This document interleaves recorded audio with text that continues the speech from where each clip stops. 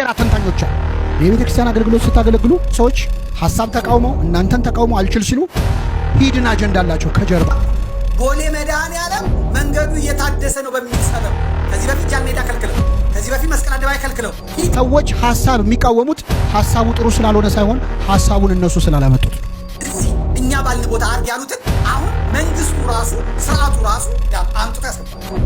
ሄኖክ ኃይሌን እኮ የኢትዮጵያ መንግስት ሚዲያዎች ሰርጉን የዘገቡለት ጋቢ ከነሱ ስላልመጣ ነው። ይሁዳን ታስታውሱታላችሁ። መልካም ሐሳብ መስሎ ሽቶ አምጥታ አፈሰሰች ለጌታ አይደለም። እዚህ ሀገር የሌሉ ሰዎች ውጡና ጥቁር ልበሱ፣ እንዲህ አድርጉ፣ እንደዛ አድርጉ ምናምን እያሉ እኔ እኮ በጣም የሚገርመኝ አላፋት ዝማሬን ለምን ዋይ።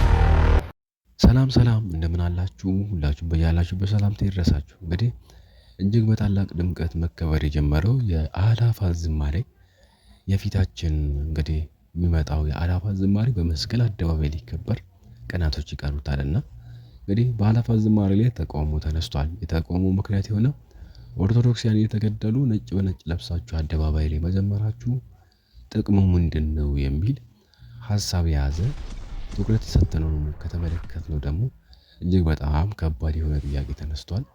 ዲያቆን ሄኖክ ኃይሌም እንግዲህ ለእነዚህ ሐሳቦች ያነሳቸው ምላሾች ደግሞ እንመለከታለን።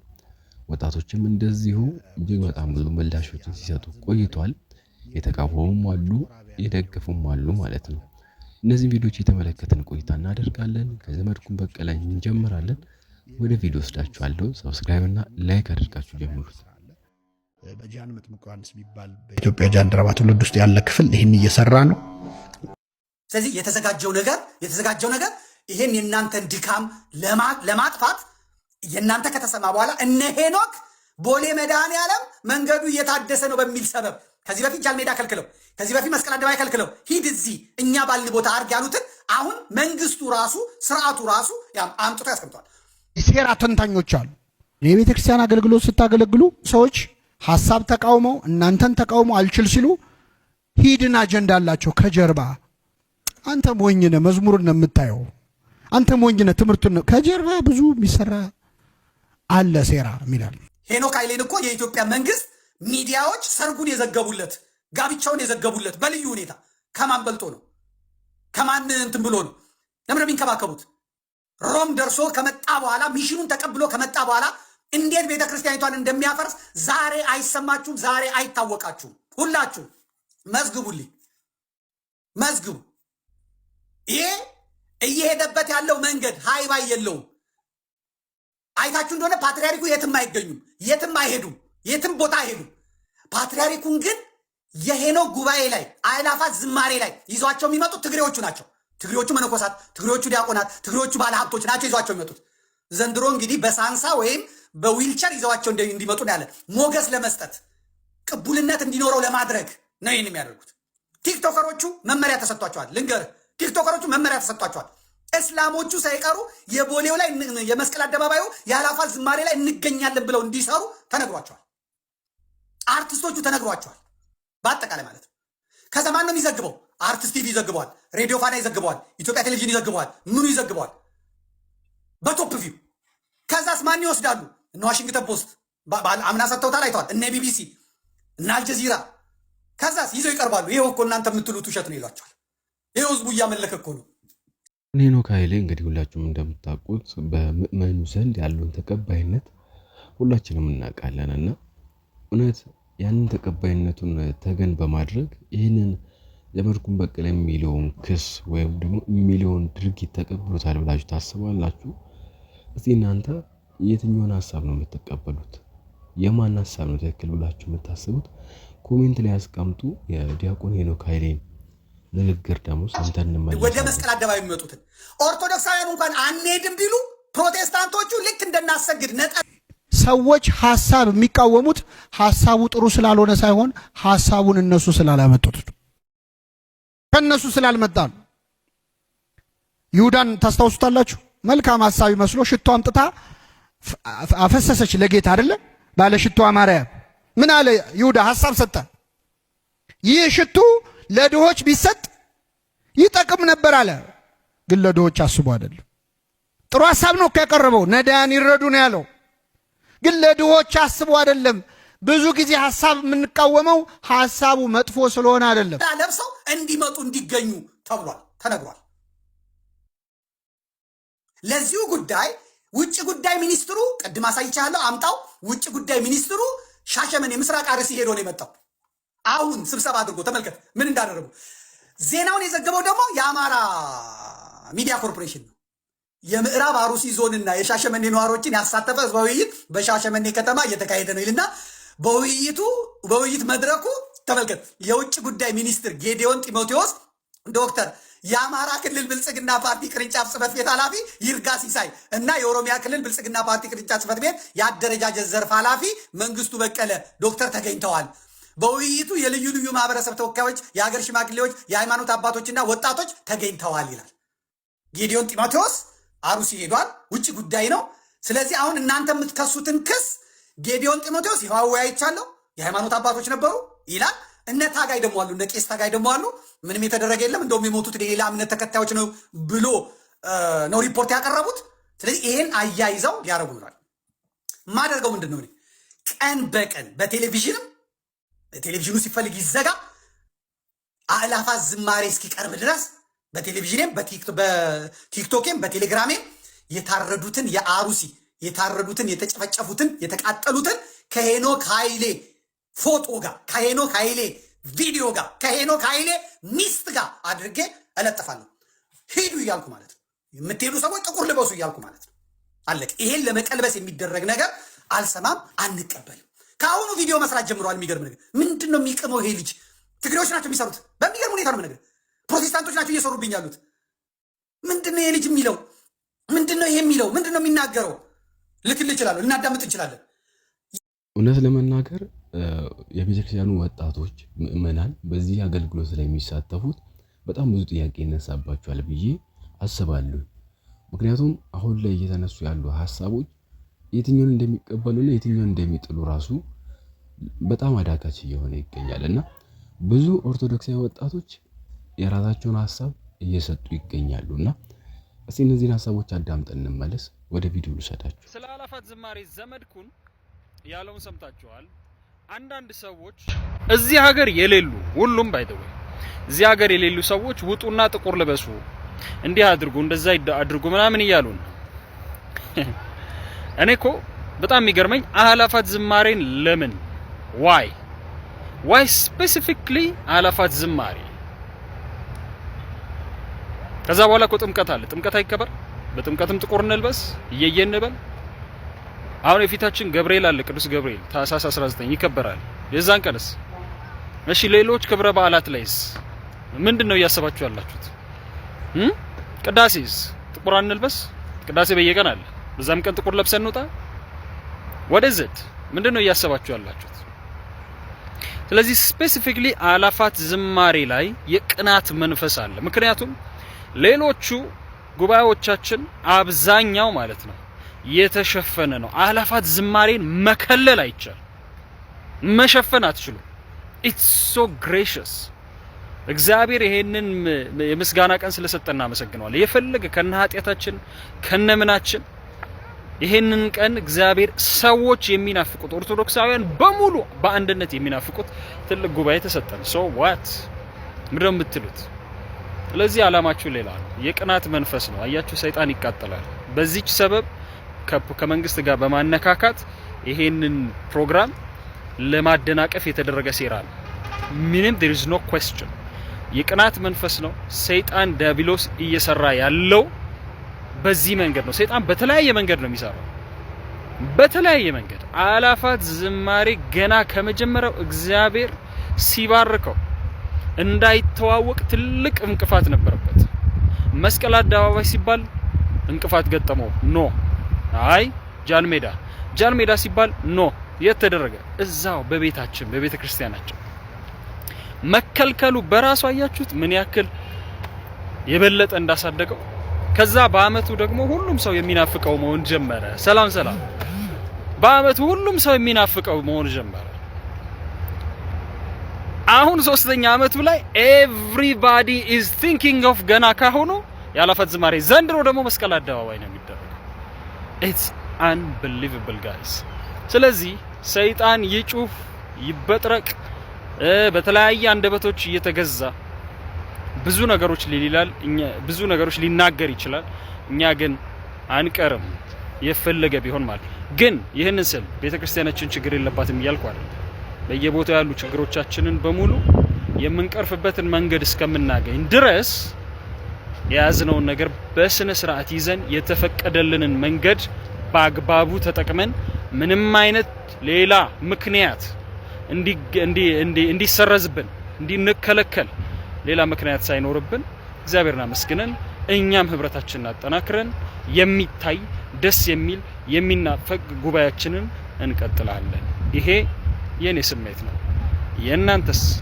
የአላፋት ዝማሬ ላይ ትንሽ ሀሳብ ልስጥበት። ይህንን ቪዲዮ ኮፒ ሊንክ እያደረጋችሁ ለነዘመርኩን እንድታደርሱልኝ አደራ እላለሁ። የአላፋት ዝማሬን በተመለከተ ዘመርኩን መዘጋጀትም የለበትም የሚል ሀሳብ ይዞ መጥቷል። ወይ ደግሞ ከተወጣም በጥቁር ይወጣ የሚል ሀሳብ ይዞ መጥቷል። በሌላ ወገን ደግሞ ያሉት ደግሞ አይ በነጭ ነው ፕሮግራሙ የሚደረገው በነጭ ልብስ ነው እና ይዘጋጃል የሚል ነገር አለ። የዘመርኩን ሀሳብም መልካም ሀሳብ ነው። የነዛ ሀሳብም የአዘጋጆቹ የነ ዲያቆን ሄኖክም ሀሳብ መልካም ሀሳብ ነው። ግን መሰዳደቡ ምንድን ነው?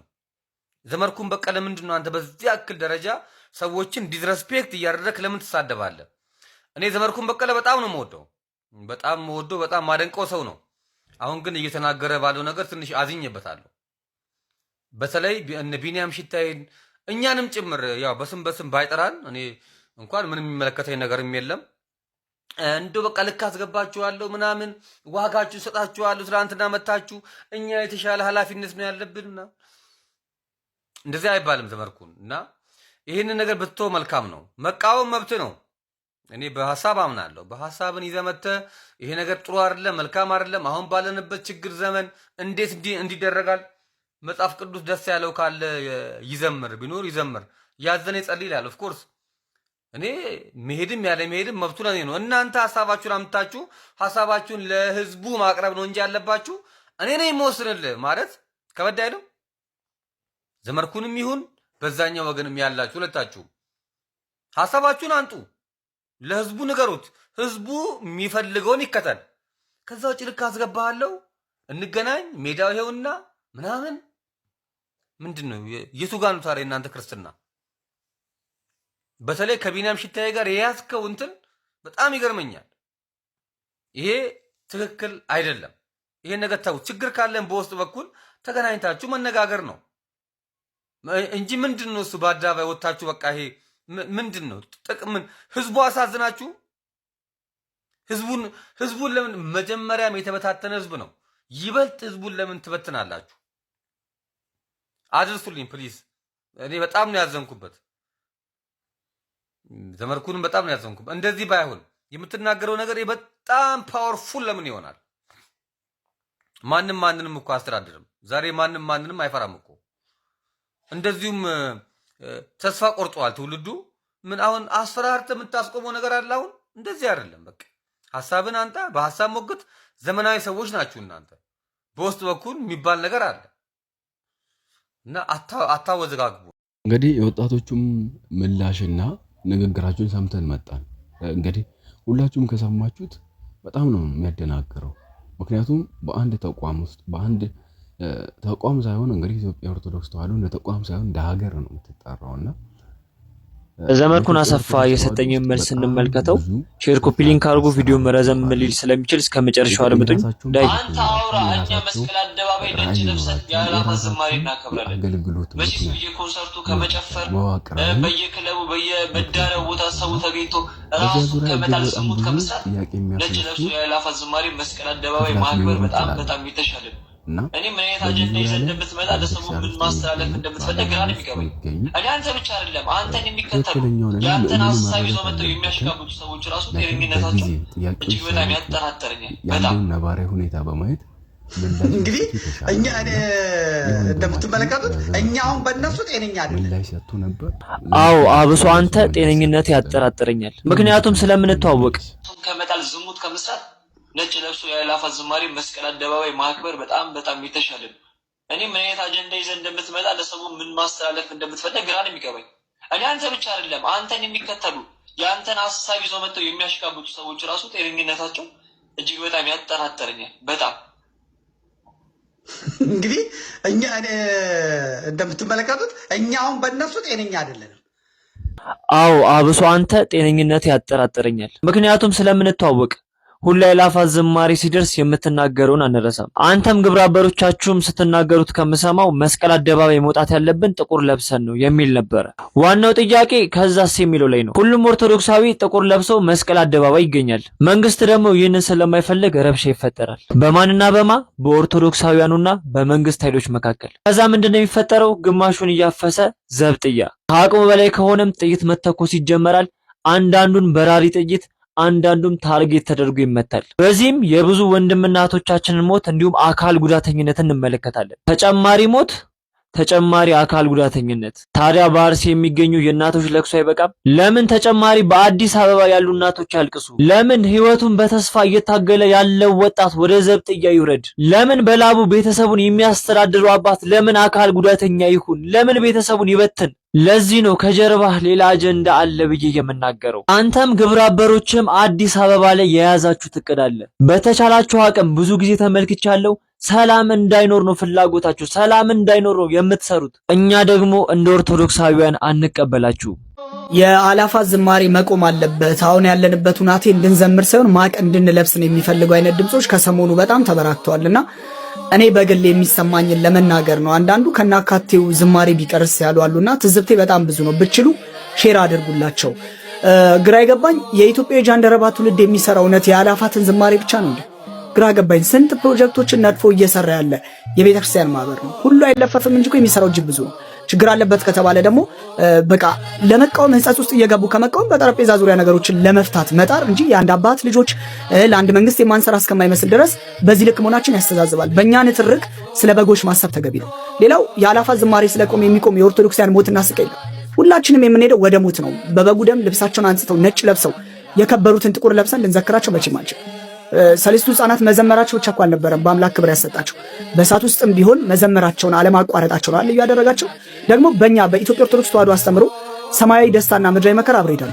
ቤተክርስቲያን ልጆቿን በሰማዕትነት ስታጣ የምታቀርበው ለቅሶና ሀዘን የራሱ ቦታ አለ። ነገር ግን ሀዘንና ለቅሶ የክርስቲያን ተስፋና አገልግሎትን እንዲያቆም አይፈቀድለትም። ምስጋና ደግሞ ከክርስቲያን ህይወት የማይነጠል ግዴታ እንጂ ሁኔታዎች ሲመቹ የምናቀርበው፣ ሁኔታዎች ደግሞ ሳይመቹን ሲቀር ደግሞ የምንተው አማራጭ አይደለም። ዝማሬው የፈተናውን መኖር አለመቀበል ሳይሆን በፈተና ውስጥ የእግዚአብሔርን ተስፋ አለመርሳት ነው እንደሚባለው። ስለዚህ የምንሞትም ከሆነ መስገነን በምስጋና እንሞት፣ ሌሎቻችን አገልግሎቱን በጸሎት እንደግፍ። ትልቁ መፍትሄ እርሱ ነው። ንትርኩን ቆሞ እንግዲህ ለአንድ መንግስት እንደ አንድ አባት ልጅነታችን እንትጋ ለማለት ነው የምፈልገው። ታቡ ከሌላ ሰው የመጣ ሆኖ እንደሚያንጨረጭራቸው ለምሳሌ ፐርሰናል እኔን ራሱ እንደዛ ያላችሁ ሰዎች አላችሁ። አንድ እውነት አለ። እውነት ደግሞ አርነትን ታወጣለች። አንድ እውነት አለ። ምዕመናን ታርደዋል፣ በሳት ተቃጥለዋል፣ ባልና ሚስቱ ነደዋል። ነው ቪዲዮ አላያችሁትም? ለነገሩ ቪዲዮውን ስላላያችሁ ይሆናል እኮ የምትሆኑት። ምን ሆናችኋል እናንተ? ምንም አልሆናችሁ።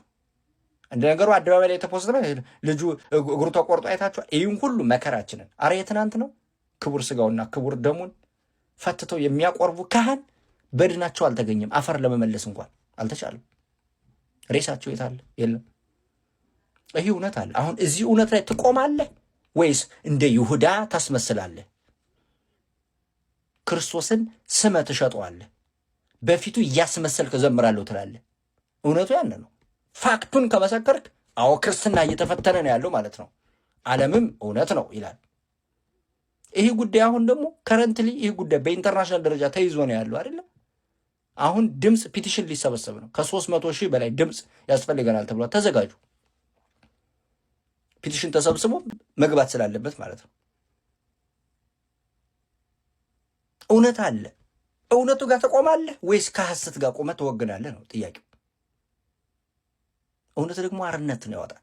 እውነት አርነት ያወጣል። እውነት ክርስቶስ የሚመቸው ነው እውነት ስለሆነ፣ ሐሰት ከእርሱ ጋር አይስማማም።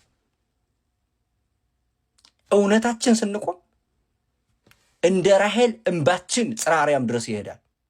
የሕዝቤን በደል አይቻለሁና ይላል። በተቀርስ አስመስል ችግር የለውም። ይኸው ካህናቶች ጋር ደርሰዋል። ቀስ እያሉ ደግሞ ሊቃነ ጳጳሳት ደር ይደርሳሉ። ካልተነጋገርክ፣ አጋጣሚውን አግኝተህ ወደ አንድነት ካልመጣ፣ ካልተነጋገርክ፣ በየአጥቢያ ቤተክርስቲያኑ አንድ ላይ ሆነ ስለ ችግርህ ተነጋግረህ መፍትሄ ለማምጣት ካልሰራህ እያንዳንድ ቤት ይገባል። ፋክቱ ይህ ነው።